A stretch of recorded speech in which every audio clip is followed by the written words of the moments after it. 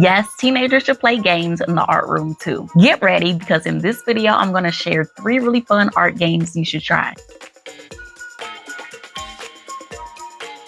Hi art teachers, I'm Liz Brent and I'm a high school art teacher from the Chicagoland area. High schoolers like to try to act like they too cool sometimes, but they love class games just as much as younger students. Incorporating games in the art room helps to build relationships, practice skills, and get students moving. Most high schoolers spend much of their day just sitting, so it'll be a nice surprise when they come to the art room and get to move around. Pick a Side is a game I like to play with students at the beginning of the school year. I show different statements on the screen with arrows signaling that students must stand on one side or the other, depending on how they feel about the statement. This helps them to see how everyone responds without them having to say anything. Some statements might show, I prefer cold drinks no matter the weather, just for general knowledge.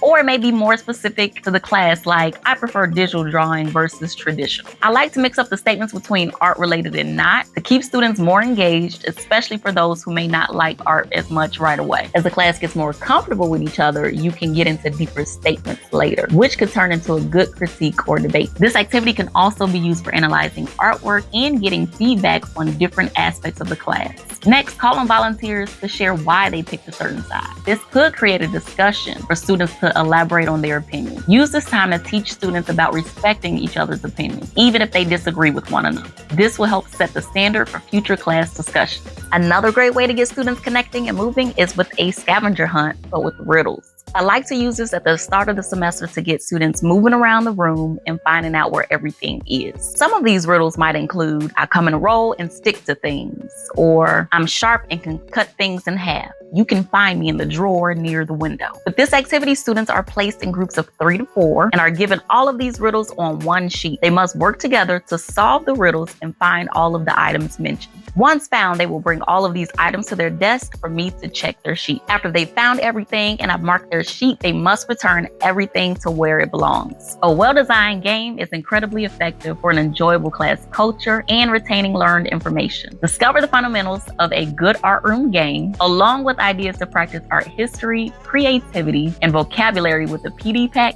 Games in the Art Room, and Pro Learning. You can also search for even more games with pre-made resources and Flex Curriculum's archives.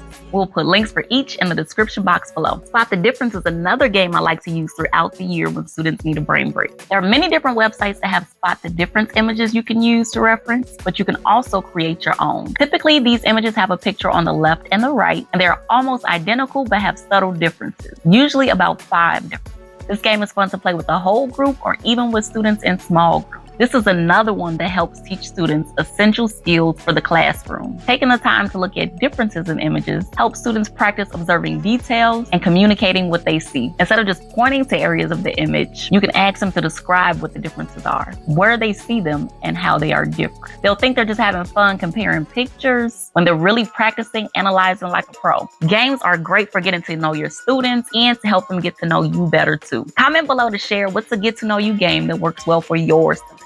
Make sure you like this video and subscribe so you don't miss more tip videos just like this. Thanks for watching.